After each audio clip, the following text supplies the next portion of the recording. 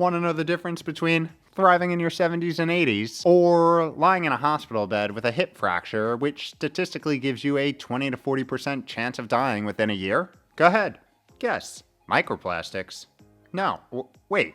Did someone give you the script? Because the true longevity dark horse here is the functionality and density of your structural self. Yes, your muscle, ligaments, cartilage, joints, but most importantly, the thing that they all connect to, your bone. And we've got some new research revealing the secret to keeping that young, dense, and efficient. And no, not microplastics. However, as you'll shortly see, they happen to be sneaking their way in there too. These secret bone modulators are none other than our favorite cellular power plants, mitochondria, and the inflammatory cascade they either promote or prevent. But that part happens to be up to you.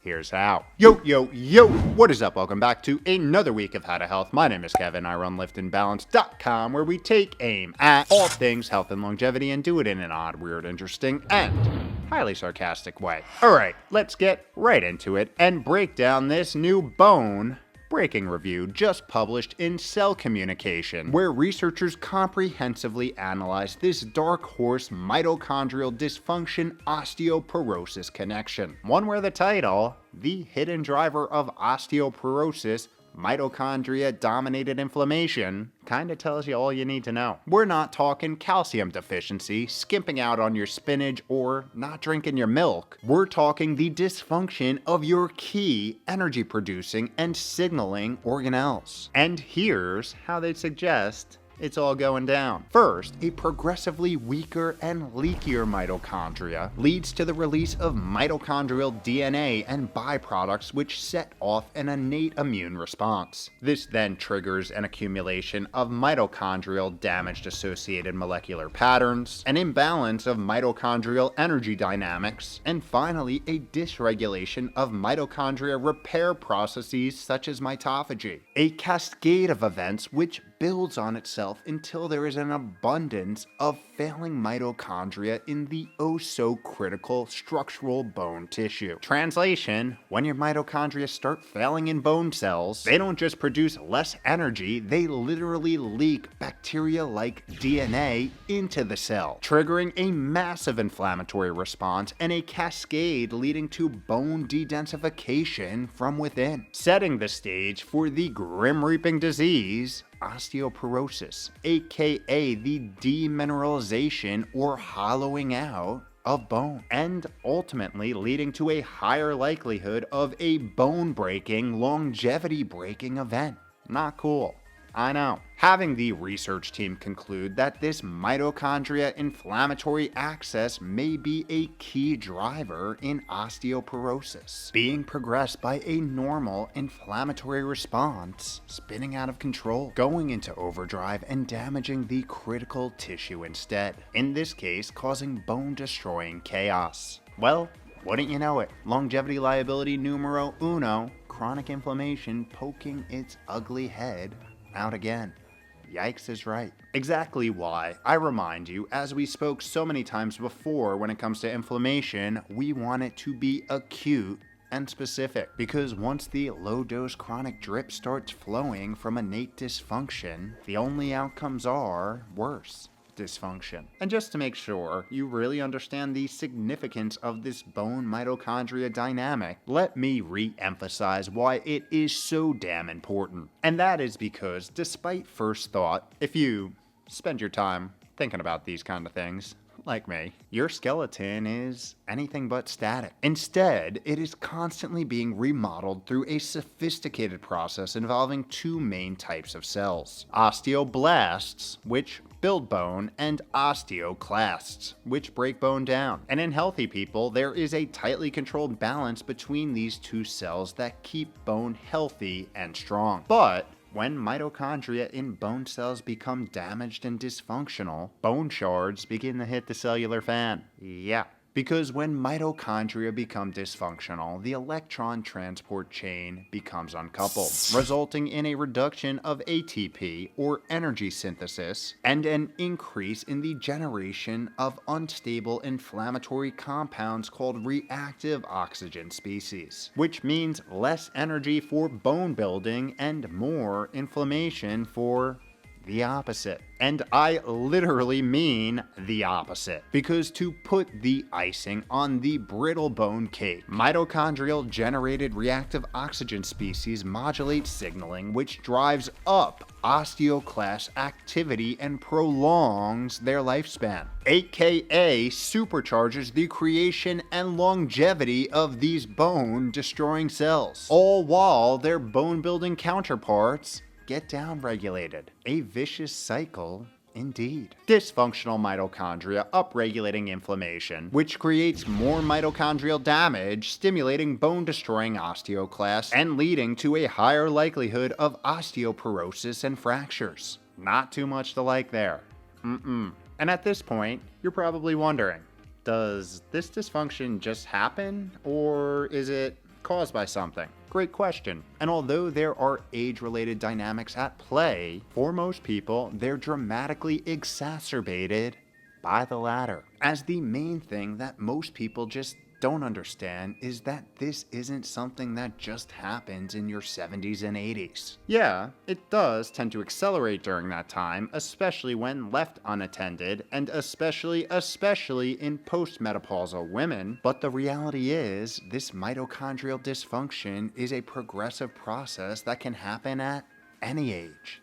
And it does. Because as we've covered in many of our other mitochondrial geek outs, lifestyle and environment over time are two of the main factors regulating day-to-day and longer-term mitochondrial prosperity, or dysfunction. The real or ultra-processed junk food that you eat, the movement that you do or don't do, the sleep that you get or skip out on, the stress you control or let run rampant, and the environmental toxins you ignorantly embrace or avoid all play a key role in determining their function. Directly through nutrient and stress dynamics, but also indirectly through things like toxin exposure, which can come in all different shapes and forms, including microscopic polymer form, aka microplastics. I told you we'd come back to them, although I still want to know where that guess came from in the beginning.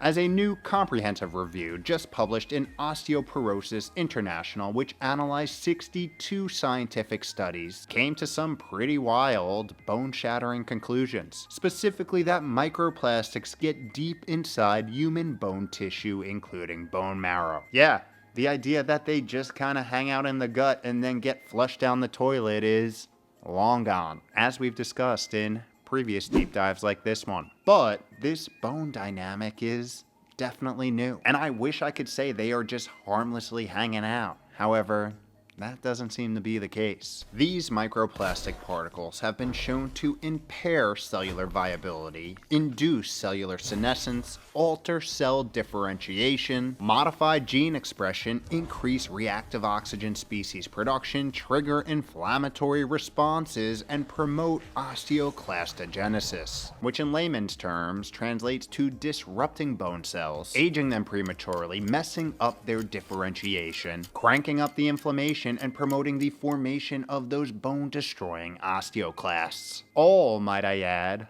mitochondria-related happenings. Jeez. Good thing these particles aren't suspended in the air or dissolved in drinking water and totally embedded in processed foods and all the products that we use. Huh? What was that? They are actually in all those things? Oh. One study even showed that chronic exposure to microplastics triggered pathways in bone marrow stem cells that accelerated their senescence and inhibited bone cell differentiation. While another animal study found that mice exposed to microplastics in drinking water for 6 months had an accelerated destruction of bone microstructure and significantly decreased bone mass. Yikes is right. And you just have to wonder, with the estimates out there that there will be a 32% increase in osteoporosis related fractures by 2050, how much of that could be toxin related? That being said, knowledge is power. So here are some things that you can start doing today to sway your odds of bone vitality ever in your favor. First, starting where all longevity boosting protocols start, the weight room, or exercise. Because prioritizing resistance and weight-bearing exercise is one of the best ways to stimulate bone to densify, triggering osteoblast activity while in the process making mitochondria stronger and more efficient, aka the opposite of inflammatory. And that goes for all of your mitochondria, not just the ones in your bone. A triple whammy. Thus, why you need to do it. Second, we have optimizing your nutrition for mitochondrial and bone health. This means more wild meats and fish for their muscle and bone matrix stimulating protein and inflammation fighting omega-3 fatty acids, adding in organic fruits, veggies, nuts, seed, and dairy for enhanced vitamin D3 and K2, which promote calcium metabolism, and magnesium for bone mineralization and mitochondrial function. And we can't forget the inflammation-fighting phytonutrients that come along with all that. Oh, and the fertilization of a prosperous, strong gut ecosystem, which we know from the fully loaded Microbiome 101 playlist is absolutely critical for providing the nutrients such as short-chain fatty acids that help mitochondria prosper while reducing the inflammatory byproducts such as LPSs that drive up systemic inflammation. All that from some healthy eating and exercise. I mean, come on. Third, and this one will be brief because if you skimp out on sleep, all of this just goes out the window, because you know this is the time where the body rebuilds, restores, and detoxifies itself, which is absolutely critical for not only growth pathways, but the mitochondria that support it. So make sure that consistent, high-quality circadian aligned sleep is penciled in your daily schedule. Fourth, since it was called out today and super relevant, we have toxin reduction, specifically microplastic minimization. So, try and stop drinking and eating from plastic, especially heating it up. Filter your water with a reverse osmosis or high-quality carbon block filter. Choose natural fiber clothing over synthetic. Avoid processed foods and plastic packaging, and opt for everything natural and organic where you can. As alluded to, we have deep dives on all of these topics, way more than you can imagine, all across this channel, including how brain function is directly tied to bone function. Who would have thunk? Mitochondria. That's who. So I'll drop links to all of those relevant videos in the show notes below. And listen, you're not going to be perfect here. No one is, or can be. The key and moral of today's story is doing your best to put your body, your cellular and metabolic self, in a position to thrive, rather than nosedive. Remember, cellular biology is undefeated because its function is at the root of your function, which happens to dictate all of the things that you care about, including your daily mood, feel, and physical function, but also the dynamics that dictate long-term vitality, including the health and function of your structural self, like bone. And at the root of all cellular function are mitochondria, with the evil impairer of mitochondrial function being chronic inflammation. Yeah, it's all connected, including your ability to modulate these dynamics in a impactful way, meaning you are in more control than you initially thought. I mean, how come they didn't teach us this shit in health class? It definitely would have swayed me away from my college diet of beer and McDonald's. Good news is, despite what your past looked like, biological function is very forward-looking. So once you start helping your mitochondria through lifestyle, they start helping you right back. And if you do these helpful gestures all throughout life, they'll set you up for decade after decade of vitality. Feeling how you're capable of feeling, functioning how you're capable of functioning, and making people whisper behind your back or to your face on how lucky you are to have good genes. To which you can just do what those very wise penguins of Madagascar do and smile and wave. Because we both know, in reality, you made your own luck by owning your health.